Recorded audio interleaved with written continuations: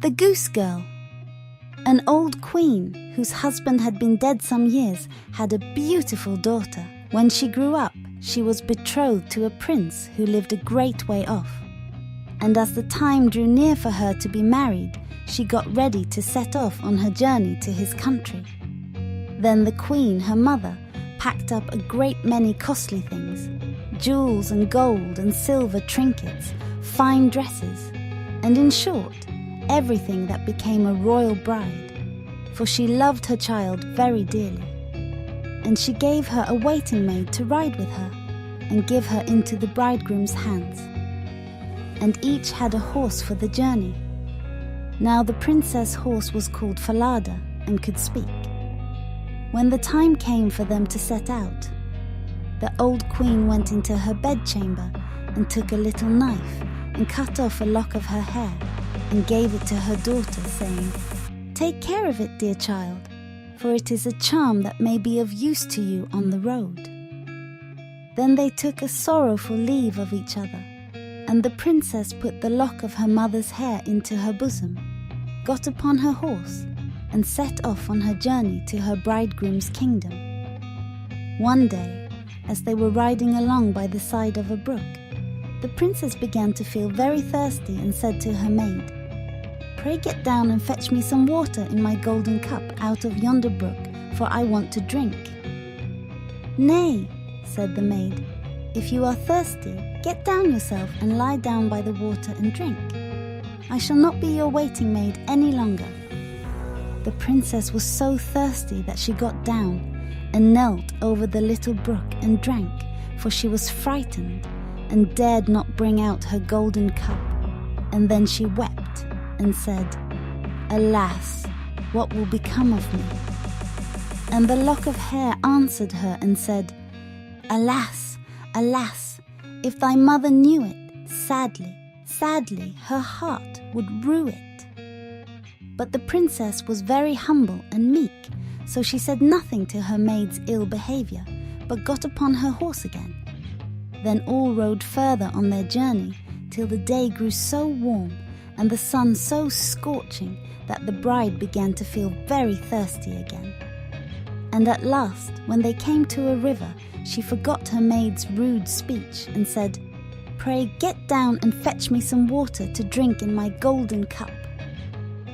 But the maid answered her, and even spoke more haughtily than before, "Drink if you will, but I shall not be your waiting maid."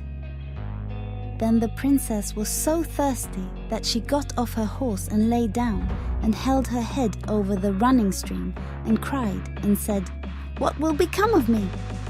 And the lock of hair answered her again, "Alas, alas, if thy mother knew it, sadly, sadly her heart would rue it." And as she leaned down to drink, the lock of hair fell from her bosom and floated away with the water, without her seeing it. She was so much frightened. But her maid saw it, and was very glad, for she knew the charm, and saw that the poor bride would be in her power now that she had lost the hair. So when the bride had finished drinking, and would have got upon Falada again, the maid said, "I shall ride upon Falada, and you may have my horse instead." So she was forced to give up her horse, and soon afterwards to take off her royal clothes and put on her maid's shabby ones. At last, as they drew near the end of the journey, this treacherous servant threatened to kill her mistress if she ever told anyone what had happened. But Falada saw it all and marked it well. Then the waiting maid got upon Falada, and the real bride was set upon the other horse. And they went on in this way till at last they came to the royal court. There was great joy at their coming, and the prince hurried to meet them and lifted the maid from her horse, thinking she was the one who was to be his wife. And she was led upstairs to the royal chamber, but the true princess was told to stay in the court below. However, the old king happened to be looking out of the window and saw her in the yard below. And as she looked very pretty and too delicate for a waiting maid, he went into the royal chamber to ask the bride whom it was she had brought with her, that was thus left standing in the court below. "I brought her with me for the sake of her company on the road," said she. "Pray give the girl some work to do, that she may not be idle." The old king could not for some time think of any work for her, but at last he said, "I have a lad who takes care of my geese. She may go and help him." Now the name of this lad, that the real bride was to help in watching the king's geese, was Curdken. Soon after, the false bride said to the prince, "Dear husband, pray do me one piece of kindness." "That I will," said the prince. "Then tell one of your slaughterers to cut off the head of the horse I rode upon, for it was very unruly, and plagued me sadly on the road." But the truth was, she was very much afraid lest Falada should speak and tell all she had done to the princess. She carried her point, and the faithful Falada was killed. But when the true princess heard of it, she wept and begged the man to nail up Falada's head against a large dark gate in the city, through which she had to pass every morning and evening, that there she might still see him sometimes. Then the slaughterer said he would do as she wished, so he cut off the head and nailed it fast under the dark gate. Early the next morning, as the princess and Curdken went out through the gate, she said sorrowfully, "Falada, Falada, there thou art hanging." And the head answered, "Bride, bride, there thou art ganging. Alas, alas! If thy mother knew it, sadly, sadly her heart would rue it." Then they went out of the city, driving the geese. And when they came to the meadow, the princess sat down upon a bank there and let down her waving locks of hair, which were all of pure gold. And when Curdken saw it glitter in the sun, he ran up and would have pulled some of the locks out. But she cried, "Blow, breezes, blow! Let Curdken's hat go! Blow, breezes, blow! Let him after it go!" O'er hills, dales, and rocks, away be it whirled, till the golden locks are all combed and curled. Then there came a wind, so strong that it blew off Curdken's hat, and away it flew over the hills, and he after it, till by the time he came back, she had done combing and curling her hair, and put it up again safely. Then he was very angry and sulky, and would not speak to her at all. But they watched the geese until it grew dark in the evening, and then drove them homewards. The next morning, as they were going through the dark gate, the poor girl looked up at Falada's head and cried, "Falada, Falada, there thou art hanging!" And it answered, "Bride, bride, there thou art ganging! Alas, alas! If thy mother knew it, sadly, sadly her heart would rue it." Then she drove on the geese and sat down again in the meadow and began to comb out her hair as before, and Curdken ran up to her and wanted to take of it. But she cried out quickly, "Blow, breezes, blow, let Curdken's hat go! Blow, breezes, blow, let him after it go!" O'er hills, dales, and rocks, away be it whirled, till the golden locks are all combed and curled. Then the wind came and blew off his hat, and off it flew a great distance over the hills and far away, so that he had to run after it. And when he came back, she had done up her hair again, and all was safe.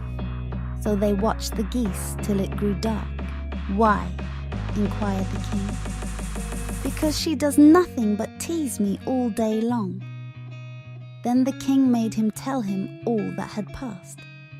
And Curdken said, "When we go in the morning through the dark gate with our flock of geese, she weeps and talks with the head of a horse that hangs upon the wall and says, 'Falada, Falada, there thou art hanging.' And the head answers, 'Bride, bride, there thou art ganging. Alas, alas, if thy mother knew it, sadly, sadly her heart would rue it.' And Curdken went on telling the king what had happened upon the meadow where the geese fed. and how his hat was blown away, and he was forced to run after it and leave his flock. But the old king told him to go out again as usual the next day. And when morning came, he placed himself behind the dark gate and heard how the princess spoke and how Falada answered. And then he went into the field and hid himself in a bush by the meadow's side, and soon saw with his own eyes how they drove the flock of geese, and how, after a little time, she let down her hair that glittered in the sun. And then he heard her say, "Blow, breezes, blow, let Curdken's hat go. Blow, breezes, blow, let him after it go. O'er hills, dales and rocks, away be it whirled, till the golden locks are all combed and curled." And soon came a gale of wind and carried away Curdken's hat, while the girl went on combing and curling her hair. All this the old king saw, so he went home without being seen. And when the goose girl came back in the evening, he called her aside and asked her why she did so. But she burst into tears and said, "That I must not tell you or any man, or I shall lose my life." But the old king begged so hard that she had no peace till she had told him all, word for word. And it was very lucky for her that she did so, for the king ordered royal clothes to be put upon her, and he gazed with wonder. She was so beautiful. Then he called his son and told him that he had only the false bride, for that she was merely a waiting maid, while the true one stood by. And the young king rejoiced when he saw her beauty, and heard how meek and patient she had been. And without saying anything, he ordered a great feast to be prepared for all his court. The bridegroom sat at the top, with the false princess on one side and the true one on the other. But nobody knew her, for she was quite dazzling to their eyes, and was not at all like the little goose girl, now that she had on her brilliant dress. When they had eaten and drunk and were very merry, the old king told all the story, as one that he had once heard of, and asked the true waiting maid what she thought ought to be done to anyone who would behave thus. "Nothing better," said this false bride, "than that she should be thrown into a cask stuck around with sharp nails, and that 2 white horses should be put to it, and should drag it from street to street till she is dead." "Thou art she," said the old king, "and since thou hast judged thyself, it shall be so done to thee." Then the young king was married to his true wife, and they reigned over the kingdom in peace and happiness all their lives.